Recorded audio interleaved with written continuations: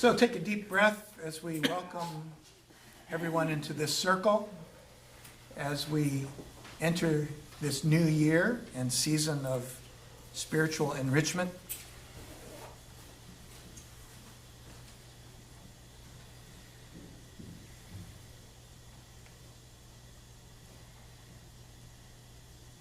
On the table here on the west side of the room is information about the film series that starts this coming Wednesday. It's 5 films, 1 focus. The films are there. If you would like to take any extra flyers and post them any place you go, any coffee shops, anything, share them with anybody, please do so. I also have it electronically. I could send it to you electronically. Let me know if you want it. Also on the table is the most recently updated spiritual enrichment calendar, list of events for this whole program year, fall and spring. I thought we'd start with this animated short of Brene Brown. Brene Brown teaches at the University of Houston. She happens to have been today's guest on Krista Tippett's On Being, if you ever listen to that on NPR. And yesterday, I get a sneak preview every Saturday of what's coming up on Being on Sunday morning. And Brene Brown's came up, and then they included this little animated short. It's an excerpt of an interview that Krista Tippett had with Brene Brown on the difference between sympathy and empathy. And I thought this is a good way to start the year. And then Jim's told me that they often begin their programs with, what did you call it, Jim's? Some sort of empathy building exercise. I thought, well, this is awesome. It's a great fit. A great fit, and especially for our subject matter today.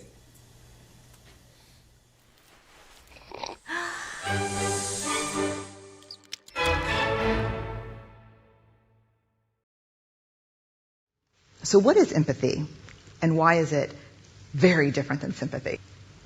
Empathy fuels connection. Sympathy drives disconnection. Empathy, it's very interesting. Teresa Wiseman is a nursing scholar who studied professions, very diverse professions where empathy is relevant, and came up with 4 qualities of empathy. Perspective taking, the ability to take the perspective of another person or recognize their perspective as their truth. Staying out of judgment, not easy when you enjoy it as much as most of us do. Recognizing emotion in other people and then communicating that. Empathy is feeling with people. And to me, I always think of empathy as this kind of sacred space when someone's kind of in a deep hole and they shout out from the bottom and they say, I'm stuck, it's dark, I'm overwhelmed. And then we look and we say, hey, you can climb down. I know what it's like down here, and you're not alone. Sympathy is, ooh, it's bad, no, you want a sandwich? Empathy is a choice, and it's a vulnerable choice, because in order to connect with you, I have to connect with something in myself that knows that feeling. Rarely, if ever, does an empathic response begin with at least. And we do it all the time. Because you know what? Someone just shared something with us that's incredibly painful, and we're trying to silver lining it. I don't think that's a verb, but I'm using it as one. We're trying to put the silver lining around it. So, I had a miscarriage. Oh, at least you know you can get pregnant. I think my marriage is falling apart. At least you have a marriage. John's getting kicked out of school. At least Sarah is an A student. But one of the things we do sometimes in the face of very difficult conversations is we try to make things better. If I share something with you that's very difficult, I'd rather you say, I don't even know what to say right now, I'm just so glad you told me. Because the truth is, rarely can a response make something better.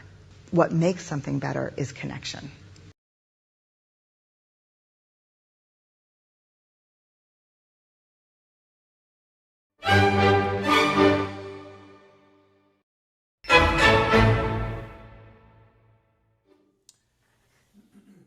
Jim's, the flash drive. Yes, John? I just wanted to add that in the English language, about 300 years ago, sympathy and empathy were synonymous. Over the course of 300 years, one word has gone in one direction and the other has gone in another.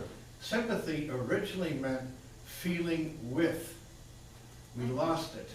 Now it means superficially feeling with.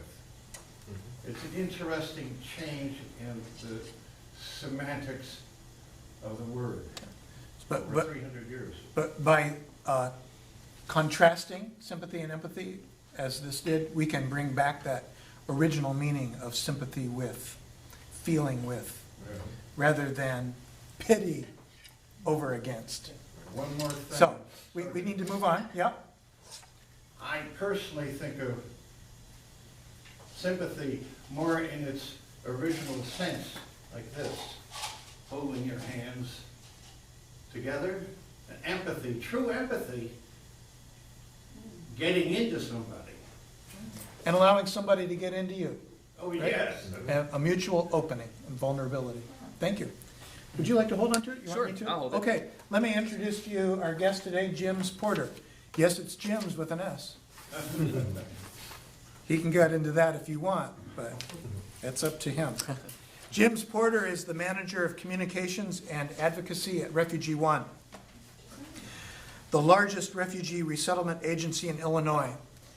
In his role there, he works closely with local and national allies, including elected officials, the media, and other immigration advocates to build support for refugees and the US Refugee Admissions Program. Prior to moving to Chicago in early 2016, Jim's worked for a number of nonprofits and foundations focused largely on alleviating poverty and improving public health. He holds degrees in political science and communications from Indiana University. Sorry, Bob. Big U of I guy. Oh, sorry. Oh, yeah. Please don't hold it against me. So Jim's kicks off a 3-week conversation. We'll have a series on immigration and faith, ethical and theological spiritual considerations. Jim's, welcome. Thank you. Thanks, and thanks for having me today. It's really a pleasure to be with you and spend this Sunday morning together talking about empathy first and foremost, but also... We're good. We're good. Okay. Carry on. I'll try not to knock anything else over. But also how we can learn to understand what's going on in terms of refugee issues and the refugee crisis that's going on across the globe, and how we can get involved here locally and take action so that we're actually, like that video we just watched, not just saying that we're feeling sympathy for somebody, but we're doing something about it. And that's really what this presentation, what I'm going to talk about, is about today. So before I get started, I'm going to share just a written kind of thought that I've put together, and then I won't read anything else. I'll just be chatting from there. But I wanted to share this written piece first about a young man that I met several years ago. His name's Mohammed, and he's a Rohingya refugee from Burma. Bright-eyed, determined, and full of hope, Mohammed shared his story of migration with me. One similar to those told over and over in the Hebrew Scriptures, New Testament, and over 2,000 years of religious teachings. The Bible is, after all, a story of migration. The story of an uprooted people seeking safety, sanctuary, and refuge. From Adam and Eve to Jesus, Joseph, and Mary, all found themselves on the move, migrating, and like Mohammed, looking for a better life. Mohammed was 15 years old when he left Burma. Only 15 years old, and he'd already seen villages burned, people forced into labor and denied health care and education, and all because of their religious beliefs. So he embarked on a journey that would eventually lead him here to Chicago, and also to RefugeeOne, where I work. His harrowing journey included being stranded at sea for 28 days, when his group only had provisions for 7. Many passengers perished as they were cast out at sea before they were rescued. Those who survived were eventually rescued by a Sri Lankan fishing boat, and they were eventually offered safety and resettlement here in the United States.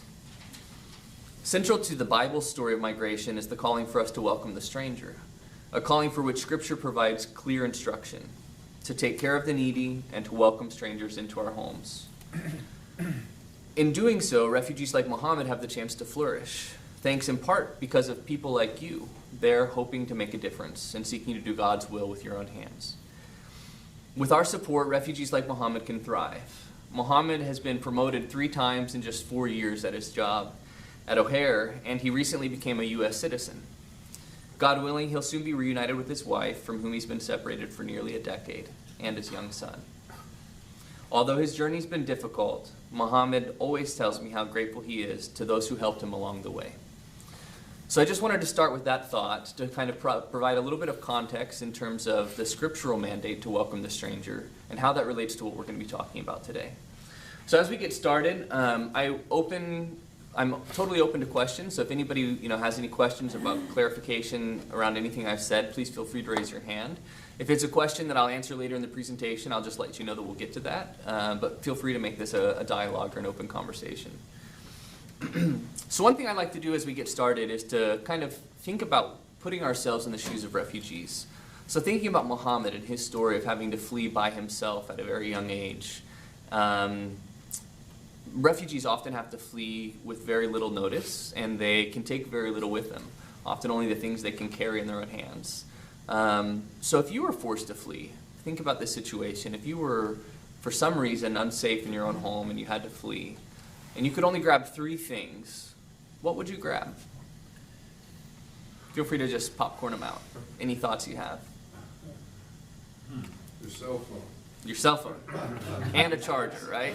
That's 2 things. A Bible? A Bible? Money. Some money, yes. Sweater. Warm clothes, especially this time of year, yeah. Prescriptions, if you need any. So important, prescription Like medications. insulin, things of this nature. Exactly. Some type of food. Food, water, Your glasses. glasses. A lot of these are necessities, right? Things we really can't do without. But if you can only grab a couple things, you can't grab everything.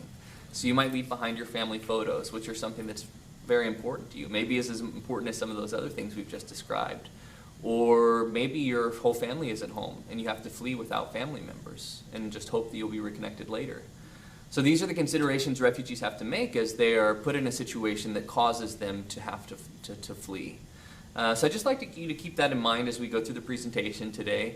And remember that refugees, as they go through their journey, of which we'll be talking about, they have to give those things up, even the few things they carry with them. Oftentimes they have to give to a smuggler, a human trafficker who's going to help them cross a border.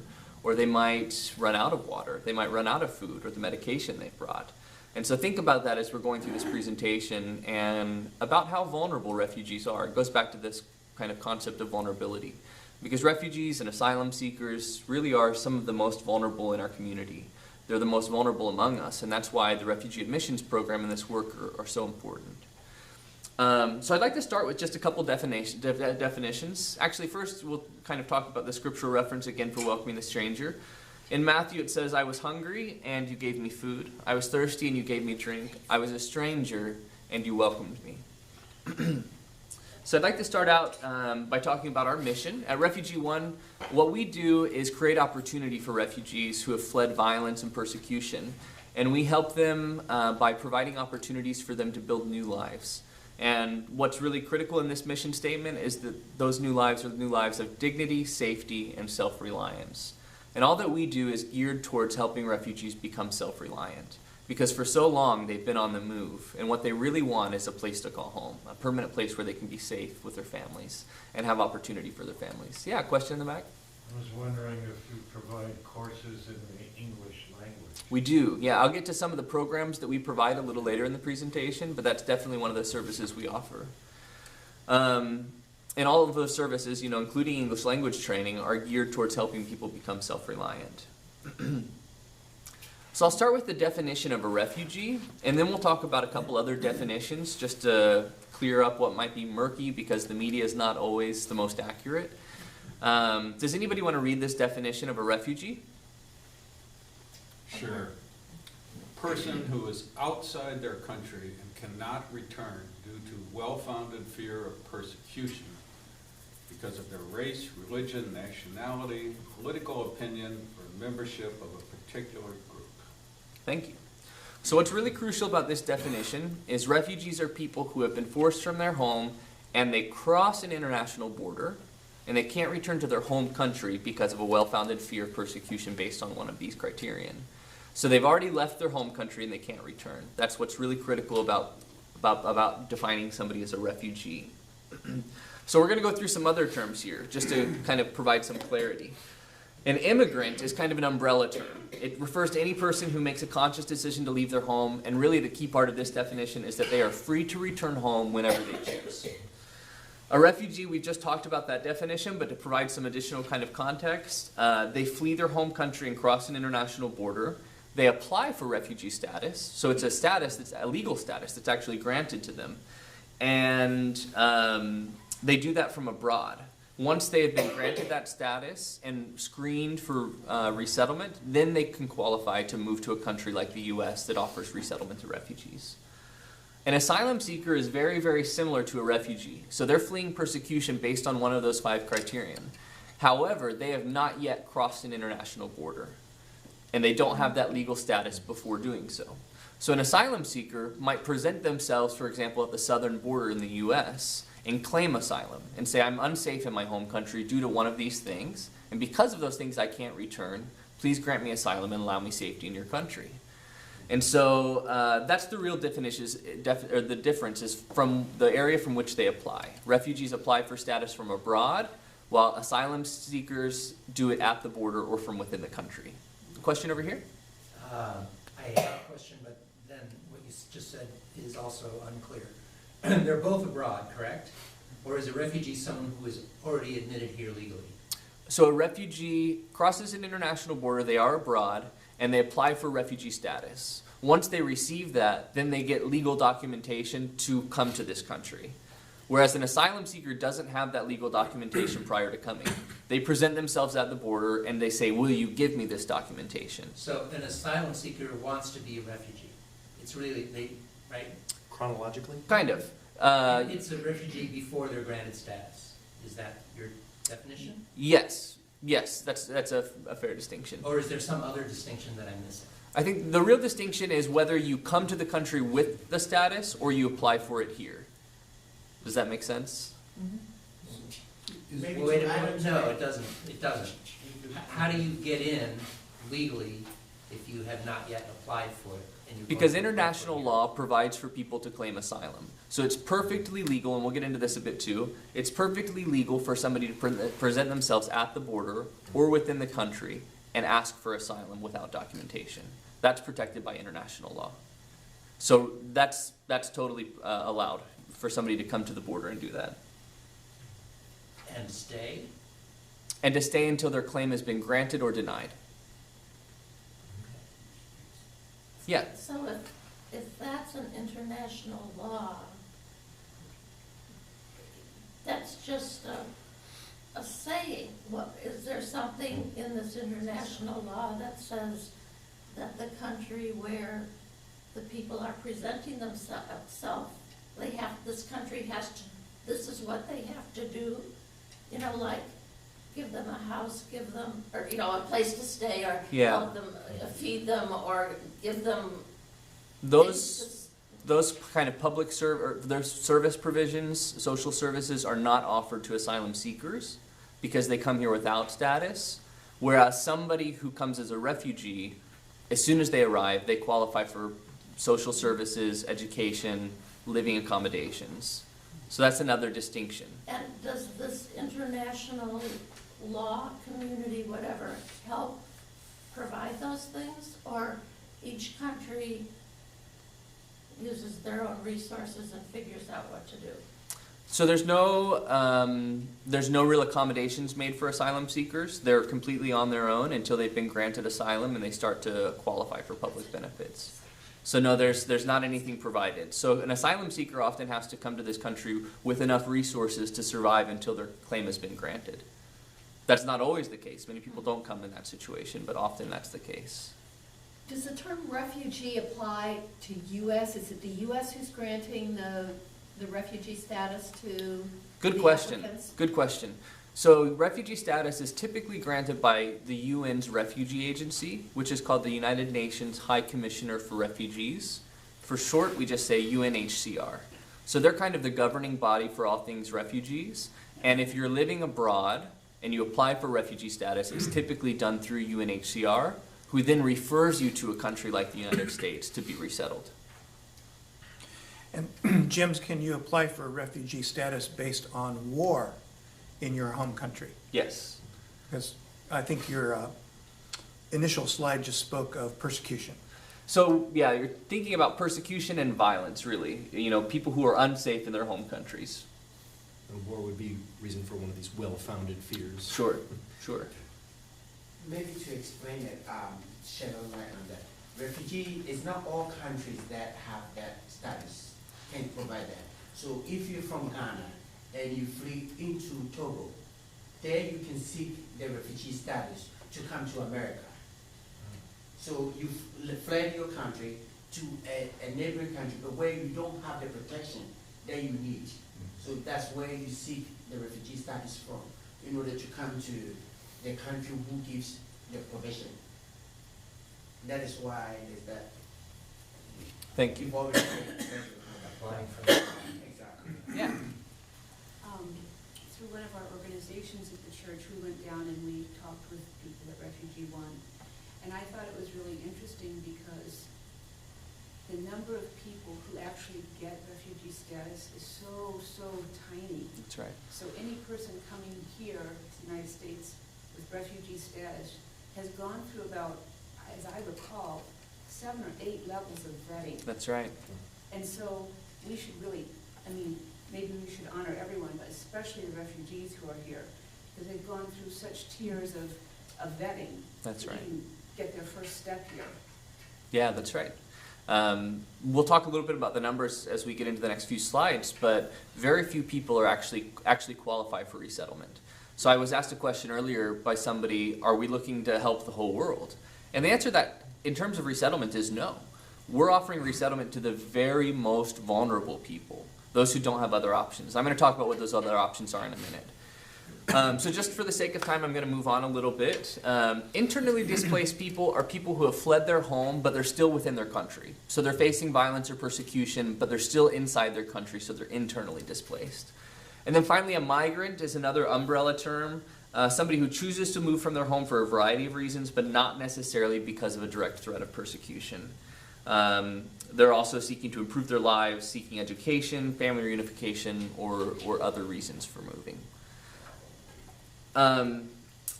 Also, just wanted to touch briefly on the terms documented and undocumented.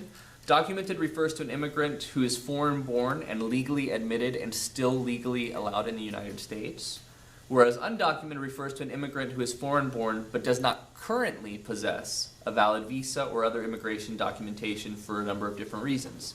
I say doesn't currently possess because not all undocumented immigrants are here illegally. Some of them enter the country legally with a tourist visa or with some other kind of visa, or there's a number of different ways you can enter the country. Sometimes they overstay that, so they enter the country legally. Being undocumented does not mean that you enter the country illegally.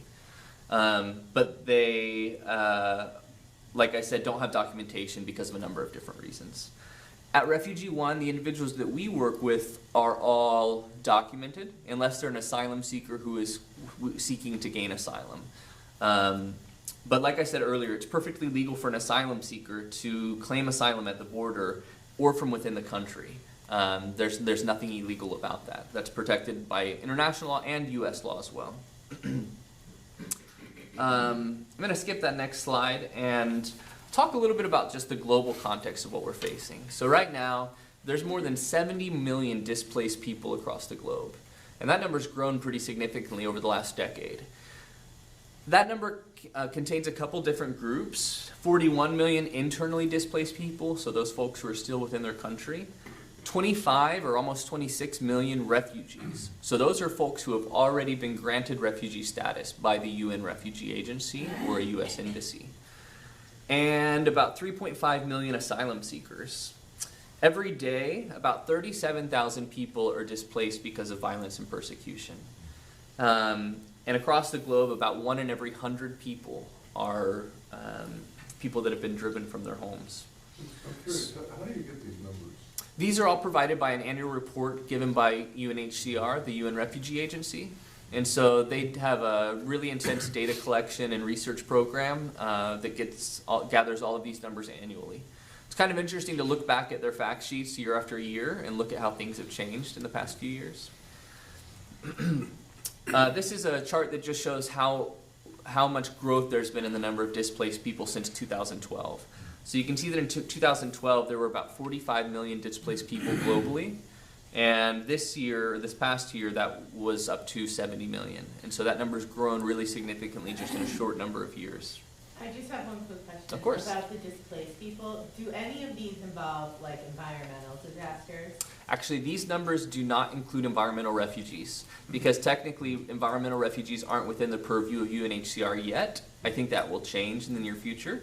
But so if you were to include environmental refugees, these numbers would be even more staggering. I don't know the numbers on environmental refugees, but I've seen predictions that say within 50 years, I'm not going to guess it. I used to know, but I don't know.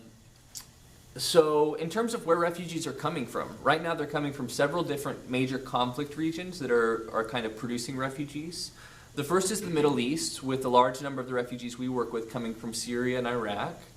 The second, and one of the most common areas where folks are currently coming from, is Southeast Asia, including Burma or Myanmar, where a large number of Rohingya refugees are fleeing violence. And then we also see a number of refugees from Africa, most recently specifically from the DR Congo and from Central African Republic. So for refugees, there's typically 3 different options. If you've crossed an international border and you've found safety somewhere else, there's 3 durable solutions, is what we call them. The first one, and what most people want, is to return home. People want to go back to their own culture, to their own family, to their own home. But that's not always possible, because wars can be long-lasting and protracted, and some folks will never have the opportunity to return home. So for them, the second option, for those who can't return home, is to remain in the country where you've sought safety. So for example, if a refugee from Syria flees violence in Syria and finds safety in Jordan, they might be able to integrate there and go to school and get a job and raise their family and have a good quality of life there. So if that's the case, they can't return home. The second option is to stay where they're at, wherever they found safety. But that's not always an option either, because if you look at refugees from Burma, for example, they've had to flee violence, and they've fled into places like Malaysia and Bangladesh, where refugees aren't granted the ability to work, to go to school, or to receive public benefits. So if you're in one of those situations where you fled to a country that doesn't provide any accommodations for you, you really have no opportunity for a good quality of life. So the final option for the fewest refugees and the most vulnerable among them is resettlement. And that's what RefugeeOne does. We're a resettlement agency. Somebody mentioned the security and screening process. That's really, really important. UNHCR refers the most vulnerable refugees for resettlement, but first they collect detailed biographical and biometric data before even recommending that person to be referred for resettlement in the U.S. Then, once that's been completed, the U.S. government completes their own screening process, and that's conducted from abroad, and can take anywhere from, right now, 2 to 3 years, the U.S. screening process alone. So it's a really long process. It happens abroad, like I said, and it includes 8 different federal government agencies, 6 security databases, 5 background checks, 4 biometric screenings, 3 separate in-person interviews. And a part, that's right. And so you can see that this process is really, really in-depth. We put a lot of faith and confidence in the U.S. intelligence and security agencies that are doing this screening, and we know that it's been effective because never once in the history of the resettlement program has there been an act of terror committed on U.S. soil by a refugee. So we know that the job that they're doing is one that's been a good quality job in terms of vetting and screening refugees for the last 4 decades. I want to look a little bit at refugee admissions over time. So each year, the President of the United States is required to set what's called a presidential determination, or a cap on refugee admissions. So he sets a number that will be the ceiling, or the maximum number of refugees that can be allowed into the country that year. The blue line on this graph shows the ceiling, or the number that the President set for each year going back to about 1982 when the program was founded. And the orange line shows actual admissions. So you can see that we typically come pretty close to meeting the amount set by the President. There's been a few examples. For example, there's one dip right after 2000. Any guesses at what that was? Right, so right after 9/11, we dropped refugee admissions pretty significantly so we could reevaluate the security and screening process and make sure that it was still a safe process. And it was deemed to be still safe. So after that, even under both Republican and Democratic administrations, we've welcomed a large number of refugees. The average number of refugees that we've welcomed in any given year is 85,000 since the program was founded. So that's kind of the historic norm, about 85,000 refugees per year. Until President Obama was in office, in 2016, I think, 2016, the number for the ceiling was set at 110,000, which was one of the higher ceilings we've seen.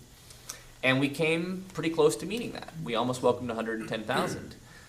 However, after that, the 2016 election happened, and pretty quickly we saw a reversal in this trend, and we saw refugee arrivals dropping at a staggering rate. So the ceiling by the current president was reduced from 110,000 down to 45,000.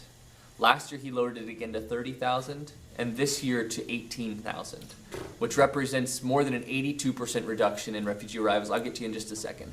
82% reduction in refugee arrivals just in the last 3.5 years. So that's what we're up against right now. Question in the back. How are organizations like yours funded? And do you also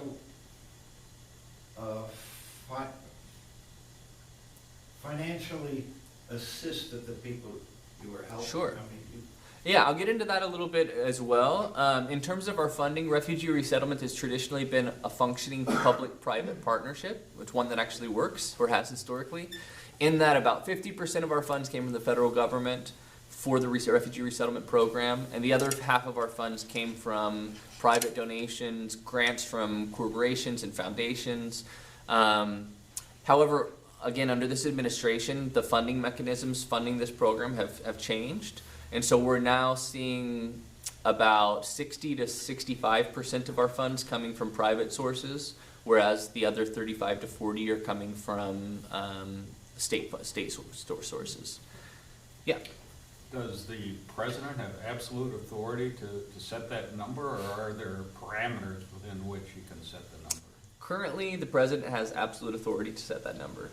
So he could make it 500,000, or he could make it 0. That's right. It's totally up to the president. That's something that there's a couple pieces of legislation being introduced into Congress right now that would change that and make it so that there is a minimum floor that the president couldn't go underneath without consulting Congress. But those aren't law yet. And we'll get into those in a minute too. Okay. Could you compare that number with asylum seekers? Is that possible? The number of asylum seekers who enter the country? Yes. Or even who are at the border, perhaps. Well, but I think because there's a large number of people who come as asylum seekers that are waiting here for 3-4 years for their case to be adjudicated. I'm just wondering what that number was. I don't know that number off the top of my head. I apologize for that. I can look into it though and get back to you if you'd like. So we saw this slide. For this year, like I said, the number has been reduced to 18,000, which is the lowest in U.S. history. We've never had a ceiling set that low. And our real concern is that we might not even get to that number. You know, the past few years, the president has set a ceiling that I don't think the administration had an intention of meeting. Because, for example, 2 years ago, the refugee ceiling was set at 30,000, but we only welcomed 20,000. So with all these obstacles that have been put into place, new vetting procedures and the travel ban that was implemented a week after the president took office, we're worried that we won't even meet this new low ceiling of 18,000. So what's the rationale for decreasing it that they state? The main rationale that they've referenced is national security, which is debatable. I don't want to get into politics too much, so Aren't there a lot of these refugees that have skills that we would love to have in the United States? Completely true, yeah. There's actually a number of industries that rely on refugee and immigrant labor. There's companies here in Chicago that have come to us and said, what's going on? We rely on refugees that you guys work with in order to fill the vacancies at our place, you know? And so it's hurting you as businesses by reducing the numbers. I'm sorry? That would be immigrants, not refugees. That's not true, actually. We work with refugees who are employed all over the country, or all over the Chicagoland area, and refugees have the right to work immediately upon arrival. And many employers, like Imperfect Produce, for example, you might be familiar with, Tyson Chicken, areas out at the airport, a lot of jobs at O'Hare, a lot of hotel industry jobs, are all refugees working in those positions.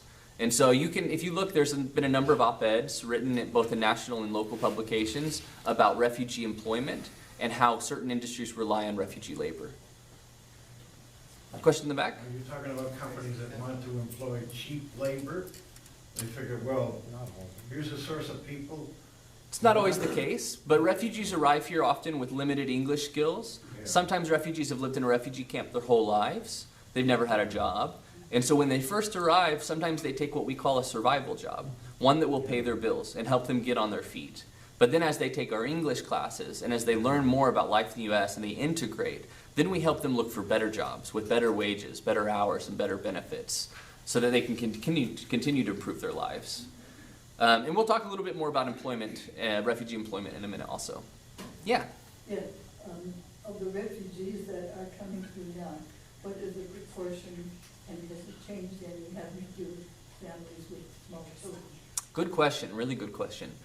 Over the past 5 years, RefugeeOne has welcomed about 2,500 refugees, and of those, more than half, or about half exactly, were children. So many of them are single-parent families coming with children. We don't work with any unaccompanied minors, so the kids that we work with all come with at least one parent. So people often ask, what's driving the decline in arrivals? One thing I just want to mention again about, the kind of justification for decreasing arrivals. Refugee resettlement is actually a really powerful foreign policy and national security tool because it allows us to respond to regional instability. It allows us to set an example for our regional allies so that they accept refugees also, and the burden doesn't bear solely on the United States. And so it's actually a really powerful foreign policy tool, and it keeps the U.S. safer. And so, in my opinion, the justification that these changes have been made to keep the country safer, like I said, no act of terror has been committed by a refugee on U.S. soil. So I don't see the validity in that argument, personally. A couple things that are driving the decline in arrivals. The refugee travel ban that I mentioned, 1 week after the president took office, he implemented a travel ban that made it very, very, very difficult for individuals from Muslim-majority countries to enter the country. And parts of that travel ban are still in place today.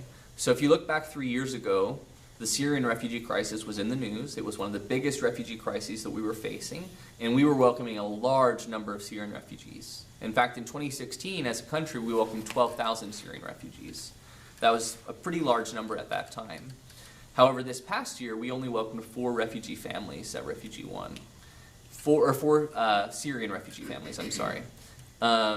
Because of this travel ban that was implemented. People from Syria and from other countries aren't able to enter the country as easily as they were previously. For those who are coming from those countries, there's an additional vetting procedure that's called the Security Advisory Opinion. So for certain people who are deemed a risk, they have to go through another level of vetting that extends that 2 to 3 year process even longer. And when they're doing that, if they have to extend this process even longer, that causes some of their previous screenings and checks to expire. So each check that you go through, each medical check and each security screening has about a 2-month window of validity. So if you don't move on to the next step within 2 months, your previous step expires and you have to go all the way back to the beginning of the pipeline. These are folks who have been waiting 2 or 3 or 17 years if they've been in a refugee camp their whole life. And where are these camps? Are you speaking of the southern border or elsewhere? When I talk about camps, I'm talking largely about other camps throughout the world. So camps in certain parts of Africa and the Middle East and in Asia, primarily. So those are a few things that are driving the decline in arrivals. Yeah? The countries where these refugee camps are located, are those countries, do they not have the law or whatever to keep, to allow those people to stay there and assimilate? So they may, I guess the best answer to that question is it depends on capacity. It depends on the country's capacity. The majority of countries that are hosting the largest number of the world's refugees are some of the nations or the world's poorest countries. And so they don't have the ability to help the large number of refugees that they're housing, which is why refugee resettlement is a tool that we can use to kind of help alleviate that. Yeah. For example, like I said, from Ghana, we have people who have migrated from Nigeria and other places into the country. The country itself doesn't have that government support for the citizens of the country. Mm-hmm. So those that have come in, there are not enough jobs to support them, and the people there, citizens don't have enough jobs, and those are coming, they don't have anything to live on. So that increases crime and different things in the country. So when America is able to take some of the people, you can come in there, live in your country and seek refugee. So if you are able to be taken away from there, it brings peace to us too. Mm-hmm. So we don't have the capability, but we can house you in there instead of refusing you to come in and instruct us somewhere. Thank you, that's really helpful. A couple quick facts, and I might just dial back on questions for the next few slides until we get to the end just to make sure we get through everything. But a couple quick facts about refugees. On average, a refugee spends 17 years living in a refugee camp before they ever qualify for refugee resettlement. So some of the families we've worked with have been in camps for up to 20, 25 years. Some of the refugees we work with have never seen the outsides of a refugee camp before coming to the US. So you can imagine how difficult it is coming here and learning all of the new systems and processes and technology that we have here. Like I said earlier, the screening process takes 2 to 3 years. Only 1% of refugees are ever actually resettled into a country like the US. So it's very, very uncommon that people qualify for resettlement. And the process for the people who are currently arriving started anywhere from 4 to 25 years ago. So that's how long they've been working to get into the country through refugee resettlement. I think this is also another thing that goes back to security. The refugee resettlement wouldn't be an effective way for a terrorist to get into the country because it takes 25 years. So it's not exactly the quickest way to get into the country. There's other much quicker ways to enter the country. So RefugeeOne comes into this picture here. We welcome refugees. We find out that they'll be arriving anywhere from a couple days to a couple weeks before they arrive. And the next slide, I believe, is going to be a video that talks about what we do at RefugeeOne, and it tells the story of one of the families that we work with, an African family who was actually in a camp for 20 years before they came to the US. So we'll watch that, and then we'll get into it a little bit more.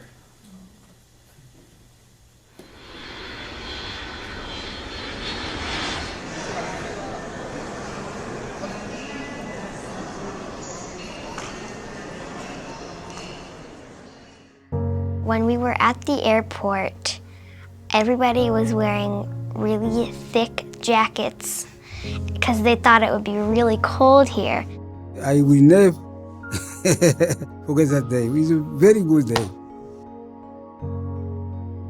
Everything for me was new.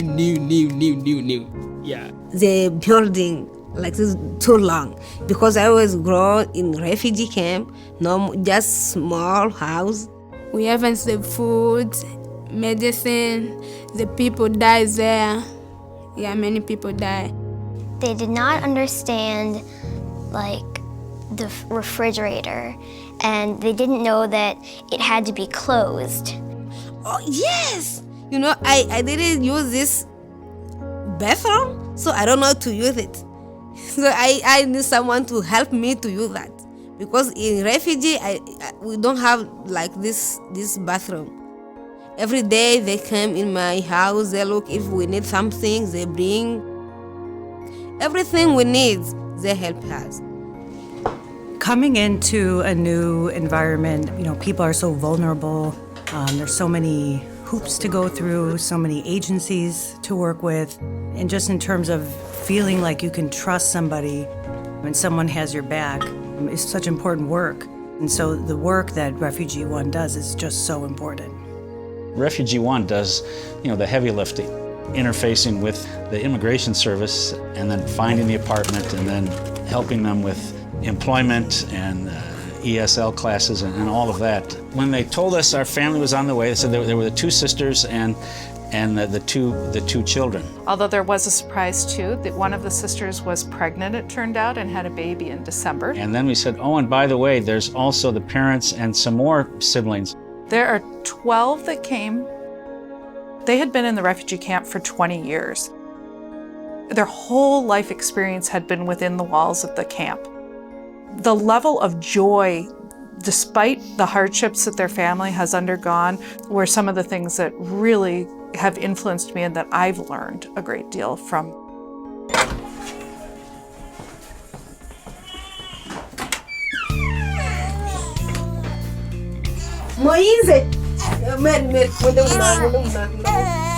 Agnes and Musa, I call them my little twins because they're always together. She was so scared to use the bathroom. She was so scared to just say anything. Somali is competitive. He's also a perfectionist. Musa was just eager. He was a typical boy. He just wanted to run in and get it done. Everything was new to them. Everything. The lunchroom, the playing in the playground, running home because they lived a block away. Gaudi's a special place.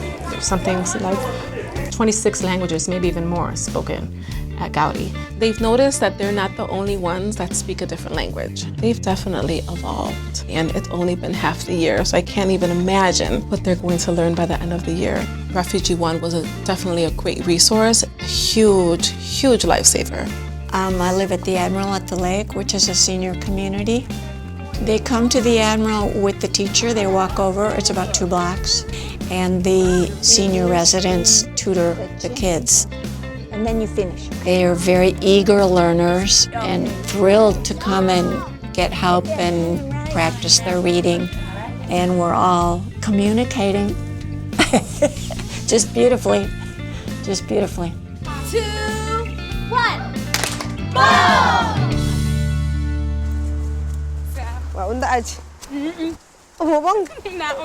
The whole start of the self-help home was based on the need to help refugees. Many of our residents here have gone through trauma, have been victims of Nazi persecution, or have been in concentration camps. And so the entire mission of this organization was based around helping people acclimate to a new environment. And so RefugeeOne, it was a good match for us. Yeah, the RefugeeOne helped us to find this job. I like this job because he helped me to learn. I learned more English here. I put them both in the same shift. If one of them knows 2 words of English and the other one knows less, even that much will help them. If I stay home, I don't know the English. But if I come here, I learn English with the people here. I want to go back to school. Because in my country, I didn't finish. I just do 3 years. I want to continue with social worker. I want to be a lawyer because the life in camp is not good. I need to help the people there. Is that your baby? Is that your baby? Peter Bob, I need to learn English and to go to school. He needs to be president. What will he do when he's president? It will help the people. When we've been in Africa, so we live with wars of our family, so maybe we can be killed. So we are very, very, very, very, very important to be here because we are protected. Yeah. So of course they want to be here. Who wouldn't want to be here? And hopefully it'll stay a place that everybody wants to be. A place where people can come and know that their family will be safe and have a future. RefugeeOne is such an amazing organization. They have in the high 90% success rate of having all of the people that come as refugees completely financially on their own within 6 to 9 months after they arrive, which is amazing. but it's also our calling to embrace those who are new, those who need a place to open our arms and to welcome them. And we're richer because of it.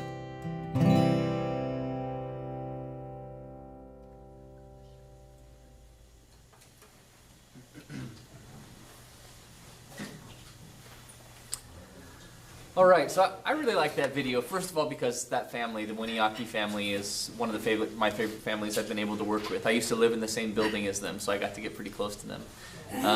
Agnes and Musa, the twins she calls them, are about 3 or 4 years older now. They're in middle school, going into high school, and they're just thriving. The whole family's doing really well. Mapenzi, one of the girls who works at the self-help home, just found out that her husband's going to be arriving soon. They'll be reunited after about 5 years separated. So just a great family and a great story about the resilience of refugees and what they're able to accomplish. So RefugeeOne, like I said, we provide services, really this previous slide looks at all the different things refugees need in the first 90 days and then in the first 5 years. And these are all things that RefugeeOne is able to provide. So from helping them enroll in public benefits, to teaching English classes, to providing workforce development services to help them develop a resume, learn interview tips, and interview at local employers that hire refugees. We also have a robust youth program that provides extracurricular and after-school programming for refugee youth. And we provide mental health services, one of our most critical services, I think. We're able to provide individual and group therapy to refugees of all ages. Because as you can imagine, refugees have experienced significant trauma before coming to the U.S. And so the ability to overcome that trauma is really critical in their quest for self-reliance. It's really difficult to find to find a job and to be able to maintain stability whenever you're still facing all of these traumatic events that you haven't yet been able to receive help with. So these are all things that we help with, during their first 5 years or so here. In the last 40 years almost, we've resettled 18,000 refugees throughout Chicago. And we partner with more than 1,000 volunteers, many of them people coming from communities of faith to co-sponsor families.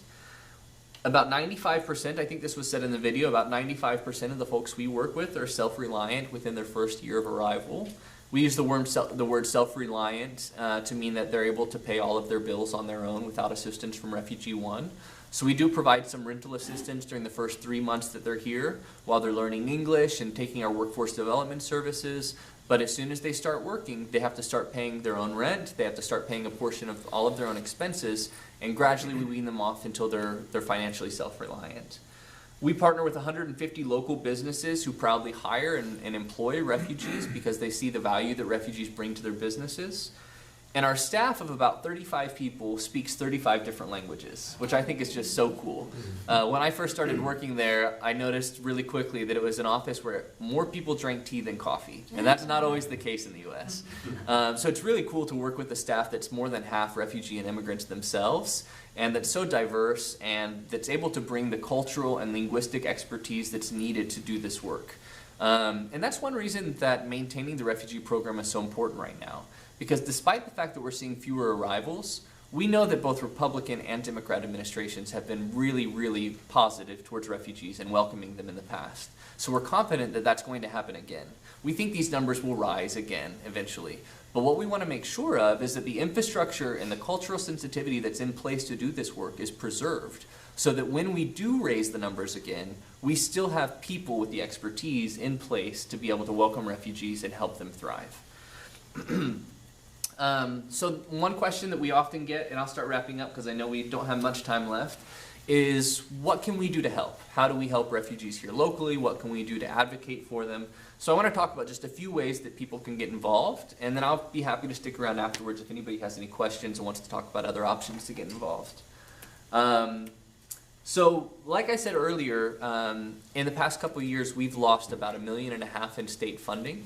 And so we've really begun to rely even more on private donations from individuals, communities of faith, foundations, and corporations. And we've been so lucky that you may have seen actually recently in the news, Chicago was named the #1 most welcoming city in the US for refugees and immigrants, which I thought was so cool. And that's thanks to people like you who are interested in reaching out and making a difference for newcomers and new Americans and helping them thrive and flourish. So thank you for creating a space where refugees feel welcome and are able to thrive. But because of all of that, donations are something that we really rely on, and that's one way that you can get involved. Also, just staying informed. You can sign up for our monthly e-newsletter and follow us on Facebook and Twitter to keep in touch with what's going on with us. We provide monthly updates. We don't email very often. But also just keeping in touch with what's going on in the news and seeing what's going on with refugees around the world and U.S. policy in regards to refugees. You can volunteer. There's so many ways to volunteer at RefugeeOne, whether you want to volunteer as an individual who maybe mentors an adult or tutors a young child. We match every child that we work with, about 500 kids, with an in-home tutor who goes to their home once a week and works with them to help them catch up academically and socially. We have mentors, and a great way for congregations to get involved is through our co-sponsorship program. I don't have a lot of time to talk about co-sponsorship, but co-sponsorship is basically when an organization or a community of faith partners with RefugeeOne to welcome a family. And so involved in that process, there's some fundraising goals that are set so you can raise funds to help the family during their first 6 months here. You can also be there at the airport to welcome them, with signs and flowers so that they get a warm welcome. Set up their apartment, make sure that they have everything they'll need. And then one of the most critical parts of being a co-sponsor is providing ongoing support for the next 6 months or so. So being that friend, that source of somebody that they can trust, a friendly and familiar face that they get to know as soon as they get here is really critical and really helps refugees succeed. So that's what's involved in co-sponsorship. Happy to chat with anybody who's interested in learning more about that, or I can provide some materials around it afterwards. That's another way to volunteer. And then finally, I think Jeffrey may have mentioned my title at RefugeeOne is the Manager of Communications and Advocacy. So I'm really, really interested personally in advocacy and making sure that we work with our elected leaders to create policies that are welcoming to refugees. So becoming advocates is another really, really critical way to get involved right now. I'm just going to talk a little bit about advocacy, and I was working with one of our board members recently who's a retired Lutheran pastor, and he works on advocacy with me pretty closely. And he shared this verse with me, which I thought was a great reason, or a great kind of compelling reason to become advocates for refugees. And that's in Proverbs, when we're commanded to speak out for those who cannot speak, for the rights of all the destitute, to speak out, judge righteously, and defend the rights of the poor and needy. So just like there's a biblical mandate to welcome the stranger, I believe there's a biblical mandate to stand up and defend refugees. Advocacy, like I said, is more important than ever right now, given the cuts that we've seen to the Refugee Admissions Program. I'm going to breeze through some of this a bit. You don't have to be an expert to be an advocate. You just have to have life experience and be able to connect that with the reason that you think this issue is important.